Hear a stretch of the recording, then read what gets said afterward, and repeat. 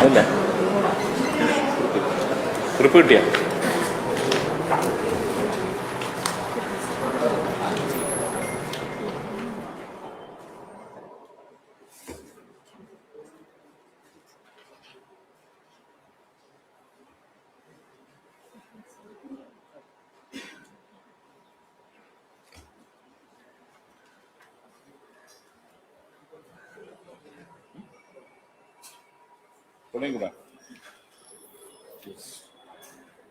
Start ചെയ്യല.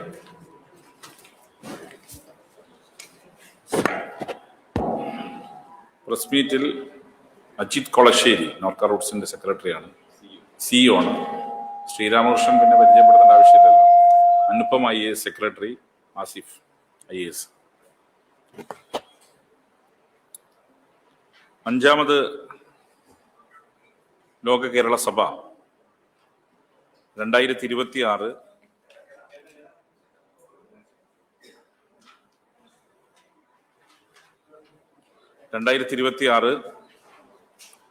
ജനുവരി 29, 30, 31 തീയതികളിൽ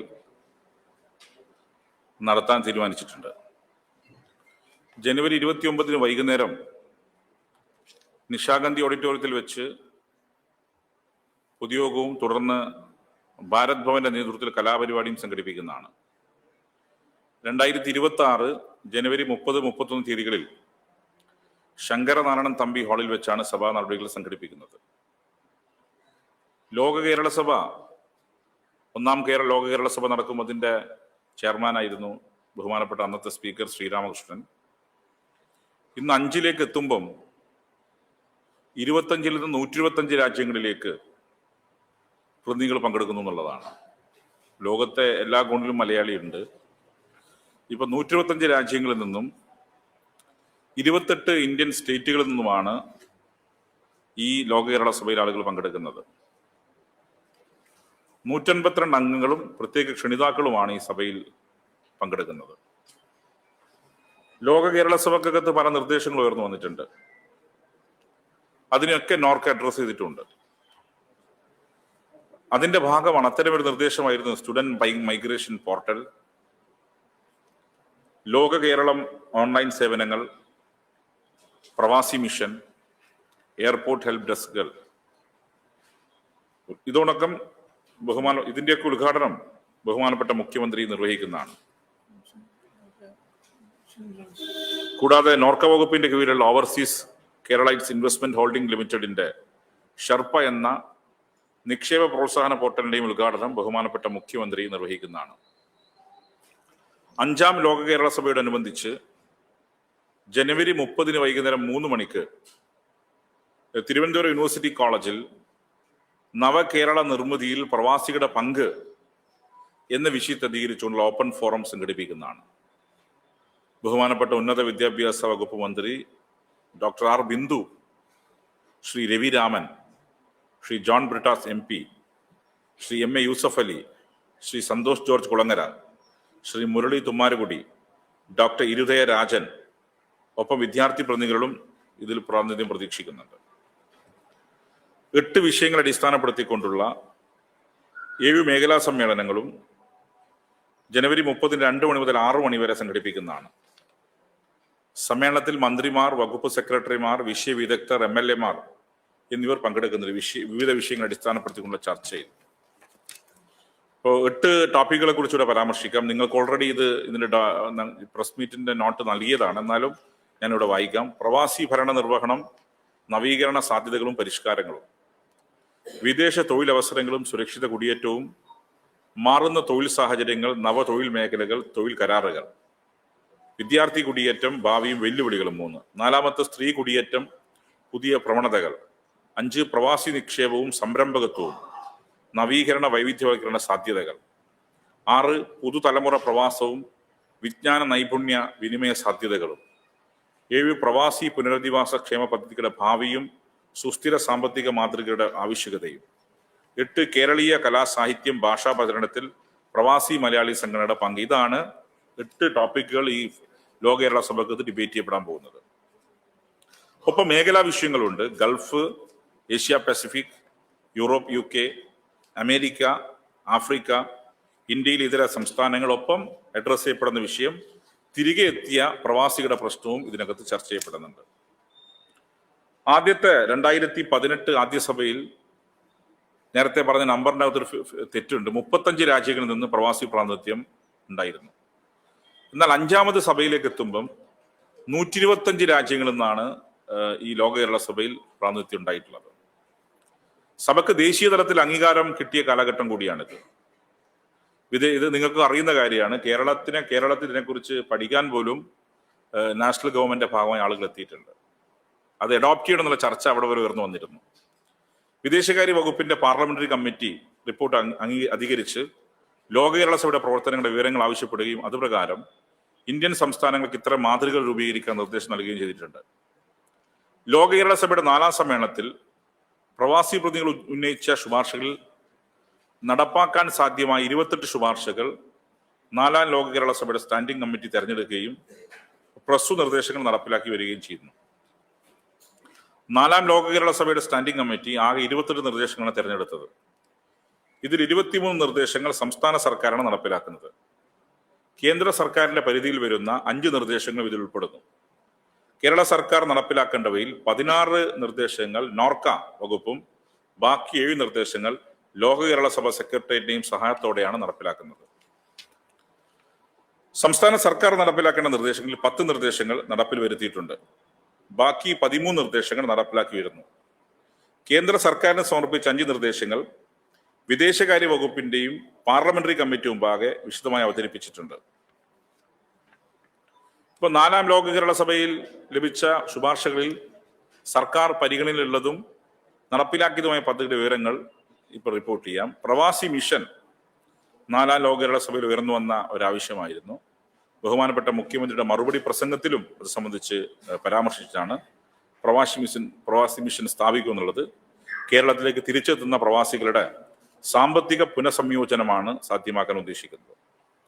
പ്രവാസി പുനരധിവാസത്തിൽ വിവിധ വകുപ്പുകളുടെ ഏകോപനം ഉറപ്പുവരുത്തി സംരംഭകത്വം പ്രോത്സാഹിപ്പിക്കുക, നോർക്കയുടെ പ്രവർത്തനങ്ങൾക്ക് വികേന്ദ്രീകൃത സ്വഭാവം നൽകുക, പ്രവാസി പങ്കാളിത്തത്തിലൂടെയുള്ള പുനരധിവാസ പദ്ധതികൾ ആസൂത്രണം ചെയ്യുക എന്നിവയാണ് പ്രവാസി മിഷനിലൂടെ ഉദ്ദേശിക്കുന്നത്.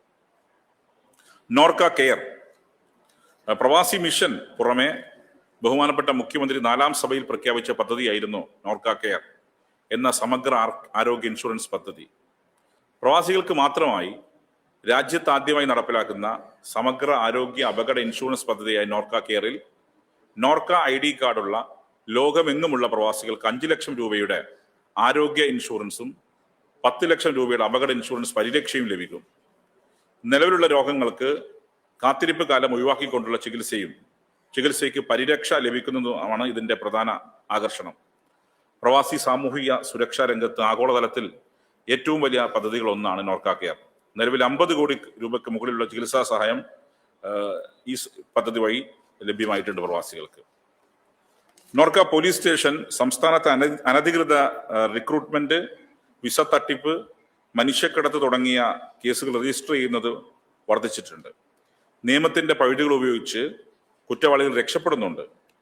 ഇതിന് പരിഹാരമായി വിദേശ റിക്രൂട്ട്മെന്റ് തട്ടിപ്പുമായി ബന്ധപ്പെട്ട കേസുകൾ കൈകാര്യം ചെയ്യാനും സുരക്ഷിത കുടിയേറ്റ രീതികളെക്കുറിച്ച് ബോധവൽക്കരണം നൽകാനുമായി നോർക്ക പോലീസ് സ്റ്റേഷൻ സ്ഥാപിക്കാൻ തീരുമാനിച്ചു. നിലവിൽ NRI പോലീസ് സെല്ലിന് ഉപരിയായി പ്രവാസികൾക്ക് നേരിട്ട് FIR രജിസ്റ്റർ ചെയ്യാൻ സാധിക്കുന്ന സംവിധാനമാണ് നിലവിൽ വരുന്നത്. നിങ്ങൾക്കറിയാം, പലതരത്തിലുള്ള മാൽപ്രാക്ടീസും പലതരത്തിലുള്ള തട്ടിപ്പും ഇതുമായി ബന്ധപ്പെട്ട് നടക്കും. തീർച്ചയായും ഇത് വളരെയധികം ഗുണം ചെയ്യുമെന്നാണ് ഞങ്ങൾ പ്രതീക്ഷിക്കുന്നത്. സ്റ്റുഡൻസ് മൈഗ്രേഷൻ പോർട്ടൽ ആധുനിക മലയാളി പ്രവാസത്തിന്റെ ഏറ്റവും കൂടുതൽ വെല്ലുവിളികൾ നേരിടുന്നത് വിദ്യാർത്ഥികളാണ്. നമ്മളൊക്കെ ഒരുപാട് കുട്ടികൾ ലോകത്തിന്റെ പല ഭാഗത്തും പഠിക്കാൻ പോകുന്നുണ്ട്. ചിലരൊക്കെ റിക്രൂട്ട്മെന്റ് ചതിയിലും പെട്ടുപോകുന്നുണ്ട്. അപ്പോൾ ഇതിനെക്കുറിച്ചൊക്കെ ബോധവൽക്കരണം തന്നെയാണ് ഉദ്ദേശിക്കുന്നത്. സ്റ്റുഡന്റ് മൈഗ്രേഷൻ പോർട്ടൽ 4ാം ലോക കേരള സഭയിൽ ഉയർന്നു വന്ന പ്രധാനപ്പെട്ട ചർച്ചയായിരുന്നു. വിദ്യാർത്ഥി കുടിയേറ്റം അംഗീകരിച്ചിട്ടുള്ളതായിരുന്നു. വിദേശ രാജ്യങ്ങളിൽ പഠിക്കുവാൻ പോകുന്ന വിദ്യാർത്ഥികൾക്ക് അതാത് രാജ്യങ്ങളിലെ നിയമങ്ങൾ, യൂണിവേഴ്സിറ്റി വിവരങ്ങൾ, കോഴ്സുകൾ തുടങ്ങിയവ വ്യക്തമാക്കുന്ന മാർഗനിർദ്ദേശങ്ങൾ സമയാസമയങ്ങളിൽ ലഭ്യമാക്കുന്നതിന് ഒരു സമഗ്ര ഓൺലൈൻ സംവിധാനം സ്റ്റുഡന്റ് മൈഗ്രേഷൻ പോർട്ടൽ എന്ന പേരിൽ പൂർത്തിയായിട്ടുണ്ട്. 5ാം ലോക കേരള സഭയിൽ ഔദ്യോഗികമായ ഉദ്ഘാടനം നിർവഹിക്കുന്നതാണ്. വിദേശ രാജ്യങ്ങളിൽ ഹെൽപ്പ് ഡെസ്കുകൾ. ഇപ്പോൾ യഥാർത്ഥത്തിൽ പല ആളുകളും വിദേശ രാജ്യങ്ങളിൽ പെട്ടുപോകുന്നുണ്ട്. ഇപ്പോൾ പൊതുപ്രവർത്തകന്മാരാണ് നമ്മളൊക്കെ. പല ആവശ്യങ്ങൾക്കും നമുക്കിപ്പോൾ ഈ ലോക കേരള സഭക്കകത്ത് പങ്കെടുക്കുന്ന ആളുകളുടെ പല പ്രശ്നങ്ങളും പരിഹരിക്കാൻ വ്യക്തിപരമായി എനിക്ക് തന്നെ സാധിച്ചിട്ടുണ്ട്. ഇപ്പം ഞങ്ങളുടെയൊക്കെ നാട്ടിൽ പലരും പല ആവശ്യങ്ങൾക്ക് വേണ്ടി ബന്ധപ്പെടുമ്പം ഈ നോർക്ക, ഈ ലോക കേരള സഭയിലെ അംഗങ്ങളിലൂടെയാണ് നമ്മൾ പലപ്പോഴും ആ പ്രശ്നങ്ങളൊക്കെ ടാക്കിൾ ചെയ്യാൻ ശ്രമിക്കുന്നത്. പ്രവാസികളും നോർക്കയും തമ്മിലുള്ള ബന്ധം എക്സ്പാൻഡ് ചെയ്യാനാണ് വിദേശ രാജ്യങ്ങളിൽ പ്രവാസി സംഘടനകളെ കൂട്ടിയോജിപ്പിച്ച് ഹെൽപ്പ് ഡെസ്കുകൾ ആരംഭിച്ചു. ആദ്യഘട്ടത്തിൽ കാനഡയിൽ 50-ൽ പരം സംഘടനകൾ ഒരുമിപ്പിച്ചുകൊണ്ട് നോർക്ക കാനഡ കോർഡിനേഷൻ കൗൺസിൽ എന്ന സംവിധാനം രൂപീകരിച്ചു. ജർമ്മനിയിൽ ഹെൽപ്പ് ഡെസ്ക് രൂപീകരണത്തിന്റെ അവസാന ഘട്ടത്തിലാണ്. പ്രവാസികൾക്ക് സർക്കാർ പദ്ധതികൾ പരിചയപ്പെടുത്തുക, സുരക്ഷിത കുടിയേറ്റം പ്രോത്സാഹിപ്പിക്കുക, സംസ്ഥാന വികസനത്തിന് സഹായകമാകുന്ന ചാലകശക്തിയായി പ്രവർത്തിക്കുക തുടങ്ങിയ ലക്ഷ്യങ്ങളാണ് ഹെൽപ്പ് ഡെസ്ക് കൊണ്ട് ഉദ്ദേശിക്കുന്നത്. ലോക കേരള ഓൺലൈൻ സേവനങ്ങൾ. ലോകത്തെമ്പാടുമുള്ള മലയാളികൾക്ക് സംവദിക്കാൻ ഒരു ഡിജിറ്റൽ ഇടം എന്ന നിലയിലാണ് ലോക കേരള ഓൺലൈൻ പോർട്ടൽ 4-ാം ലോക കേരള സഭയിൽ ഔദ്യോഗികമായി പ്രവർത്തനം ആരംഭിച്ചു. പ്രവാസികൾക്ക് ആശയവിനിമയത്തിന്, തൊഴിലവസരങ്ങൾ ഉൾപ്പെടെ വിവരങ്ങൾ കൈമാറാനും സാംസ്കാരിക വിനിമയം സാധ്യമാക്കുന്നതുമായ വിപുലമായ സംവിധാനമാണ് ലോക കേരളം ഓൺലൈൻ പോർട്ടൽ. 4-ാം ലോക കേരള സഭയിലാണ് ലോക കേരള ഓൺലൈൻ പോർട്ടൽ ഉയർന്നു വന്ന നിർദ്ദേശങ്ങൾ ഉണ്ടായത്. തുടർന്ന് പ്രവാസികൾക്ക് വിദേശ രാജ്യങ്ങളിൽ ഉണ്ടാകുന്ന മാനസിക ആരോഗ്യ പ്രശ്നങ്ങൾ, നമുക്കറിയാം മെന്റൽ ഹെൽത്ത് വളരെ പ്രധാനപ്പെട്ട പ്രശ്നമാണ്. അതിപ്പോ നാട്ടിൽ മാത്രമല്ല, പ്രവാസ ലോകത്തേക്ക് പോകുമ്പോൾ ലോൺലിനെസിന്റെ ഭാഗമായും ഈ മെന്റൽ ഹെൽത്ത് ഇഷ്യൂസ് ഉണ്ടാവുന്നുണ്ട്. അപ്പൊ അതിനെ അഡ്രസ് ചെയ്യുക. ആയുർവേദമടക്കമുള്ള കേരളത്തിന്റെ തനതായ ആരോഗ്യ സംവിധാനങ്ങൾ ലഭ്യമാകാത്ത പ്രശ്നവും ചർച്ച ചെയ്തിരുന്നു. അതിന്റെ അടിസ്ഥാനത്തിലാണ് ലോക കേരളം ഓൺലൈനിലൂടെ സൗജന്യ മാനസിക ആരോഗ്യ കൺസൾട്ടേഷനും ആയുർവേദ കൺസൾട്ടേഷനും സേവനങ്ങൾ നൽകാൻ തീരുമാനിച്ചത്. നാഷണൽ NHM, ആയുഷ് മിഷൻ എന്നിവയുടെ സഹായത്തോടെയാണ് പ്രസ്തുത സേവനങ്ങൾ സൗജന്യമായി നൽകുന്നത്. ലോക കേരളം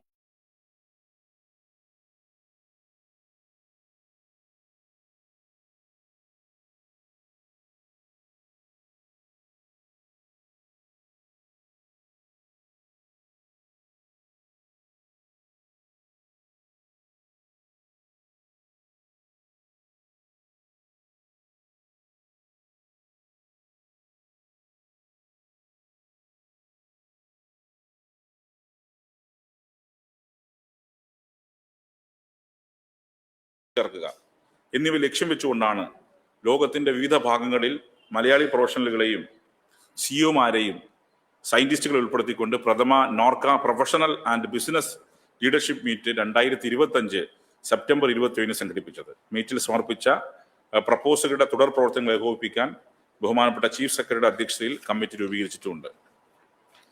പിന്നെ എയർപോർട്ട് ഹെൽപ്പ് ഡെസ്ക്. സുരക്ഷിത കുടിയേറ്റം ഉറപ്പുവരുത്തുക എന്ന ലക്ഷ്യം മുൻനിർത്തിക്കൊണ്ടാണ് കേരള സർക്കാർ ഉടമസ്ഥതയിലുള്ള കണ്ണൂർ, കൊച്ചി എയർപോർട്ടുകളിൽ പ്രവാസത്തെപ്പറ്റിയും സർക്കാർ സേവനത്തെപ്പറ്റിയുമുള്ള അവബോധം നൽകുന്നതിനായി ഇൻഫർമേഷൻ ഡെസ്കുകൾ സ്ഥാപിക്കുന്നതിനുള്ള നിർദ്ദേശം 4-ാം ലോക കേരള സഭയിൽ ഉയർന്നു വന്നിരുന്നു. അതിന്റെ ഭാഗമായി കൊച്ചി ഇന്റർനാഷണൽ എയർപോർട്ടിൽ ഫെബ്രുവരി മുതൽ എയർപോർട്ട് ഹെൽപ്പ് ഡെസ്ക് പ്രവർത്തനം ആരംഭിക്കുന്നതാണ്.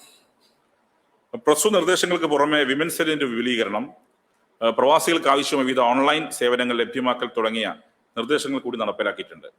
4-ാം ലോക കേരള സഭയിൽ ഉയർന്നു വന്ന എഡ്യൂക്കേഷൻ കൺസൾട്ടൻസികളെ നിയന്ത്രിക്കുന്ന ബിൽ രൂപീകരിക്കണമെന്ന ആവശ്യം ഉയർന്നു വന്നിരുന്നു. ഇതിന് പരിഹാരമെന്നോണം എഡ്യൂക്കേഷൻ കൺസൾട്ടൻസികളെ കാര്യക്ഷമമായി നിയന്ത്രിക്കാൻ ഉന്നത വിദ്യാഭ്യാസ വകുപ്പിന്റെയും നോർക്കയുടെ ആഭിമുഖ്യത്തിൽ നിയമം കൊണ്ടുവരാനുള്ള പ്രവർത്തനങ്ങൾ അവസാന ഘട്ടത്തിലാണ്.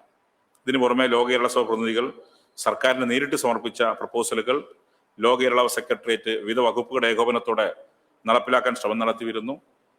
വിവിധ വിദേശ സർവകലാശാലകളുമായുള്ള സഹകരണ സാധ്യതകൾ, പൊതുജനങ്ങൾക്ക് ഉപയോഗപ്രദമാകുന്ന മൊബൈൽ ആപ്ലിക്കേഷനുകൾ ഉൾപ്പെടെ നിരവധി നിർദ്ദേശങ്ങൾ 4-ാം ലോക കേരള സഭയിൽ ലഭ്യമായിട്ടുണ്ട്.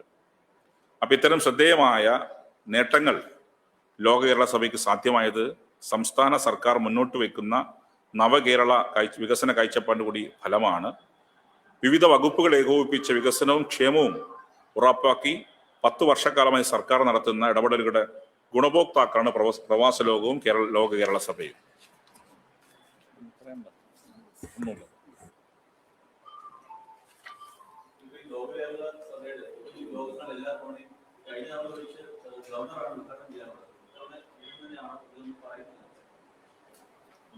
മുഖ്യമന്ത്രിയാണ് ഉദ്ഘാടനം ചെയ്യുന്നത്. മുഖ്യമന്ത്രി ഗവർണർ ഉദ്ഘാടനം ചെയ്തിട്ട് എൻ്റെ ശ്രദ്ധയിൽ ചെയ്തിട്ടുണ്ടായിരുന്നു. ഇത്തവണ മുഖ്യമന്ത്രിയാണ് ചെയ്യുന്നത്.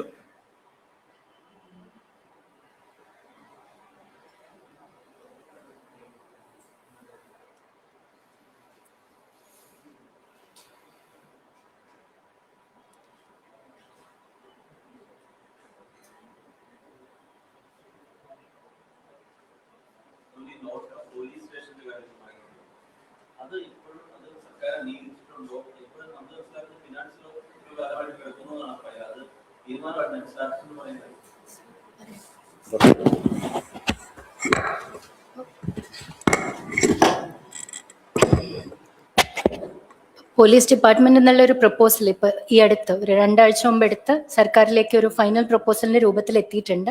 ഇപ്പൊ കുറച്ചുകൂടെ ഒരു അന്തിമ ഘട്ടത്തിലാണ്. എവിടെയും പെൻഡിങ് ആയിട്ടില്ല. ഇപ്പൊ ജോജി ആരോ തെറ്റിദ്ധരിപ്പിച്ചതാ.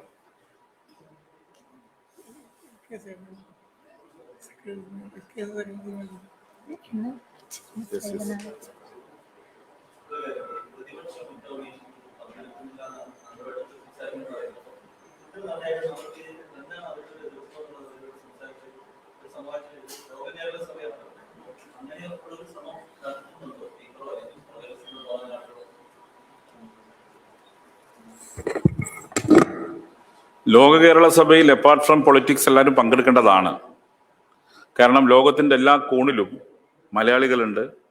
ആ മലയാളികൾ പ്രതിപക്ഷ രാഷ്ട്രീയത്തെയും പിന്തുണക്കുന്നവരുണ്ട്. അവർ പങ്കെടുക്കേണ്ടതാണ്. പക്ഷെ അവരെന്തുകൊണ്ട് പങ്കെടുക്കുന്നില്ല എന്നുള്ളത് അവരോട് തന്നെ ചോദിക്കണം. ഞാൻ മനസ്സിലാക്കുന്നത് ഗവൺമെൻറ് അവരെ ക്ഷണിച്ചിരുന്നു, പക്ഷെ കഴിഞ്ഞ തവണ പങ്കെടുക്കുന്നില്ല, ഇത്തവണയും പങ്കെടുക്കുന്നില്ല. പക്ഷേ അവർ പങ്കെടുക്കേണ്ടതാണ്. അത് ഗവൺമെൻറ് ക്ഷണിച്ചിട്ടുണ്ട്. അതെന്താണെന്ന് നിങ്ങൾക്കറിയാം. അതെ അതെ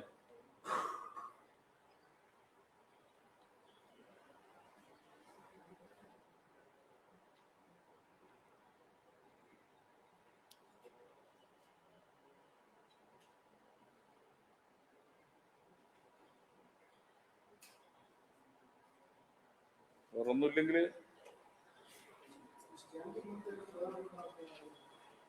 സ്റ്റാൻഡിംഗ് കമ്മിറ്റിയിൽ ആരൊക്കെയാണുള്ളത്? ആസിഫ്. സ്റ്റാൻഡിംഗ് കമ്മിറ്റിയിൽ നോർക്ക സെക്രട്ടറിയും നോർക്ക ഡിപ്പാർട്ട്മെന്റിലെ ഓഫീസേഴ്സും ഉണ്ട്. അതിലുപരിയായിട്ട് 10 പേര് ലോക കേരള സഭ മെമ്പേഴ്സാണ്. അങ്ങനെ 15 പേര് അടങ്ങുന്ന കമ്മിറ്റിയാണ് സ്റ്റാൻഡിംഗ് കമ്മിറ്റി.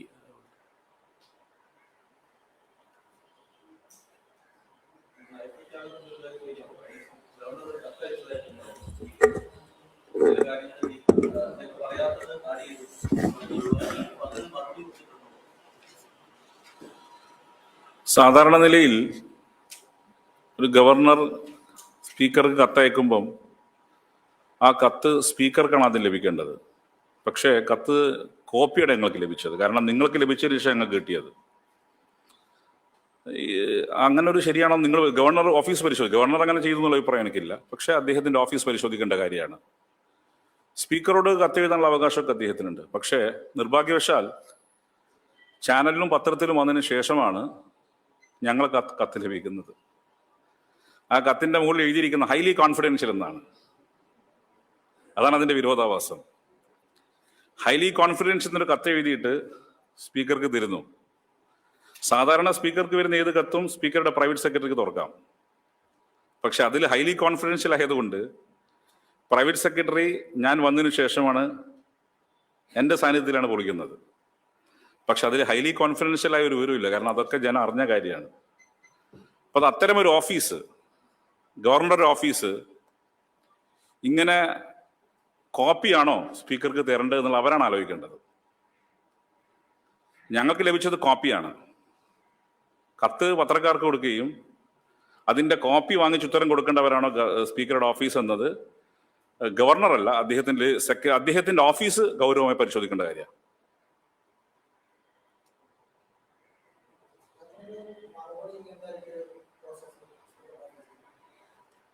ഞങ്ങൾക്ക് ഡയറക്റ്റ് കത്ത് തന്ന മറുപടി കൊടുക്കും. പത്രക്കാർക്ക് തന്നെ കോപ്പി കൊടുത്താൽ മറുപടി കൊടുക്കില്ല. അതിന് മറുപടി ഇല്ല. ഞങ്ങൾക്ക് നേരിട്ട് തരട്ടെ, അപ്പം മറുപടി കൊടുക്കും.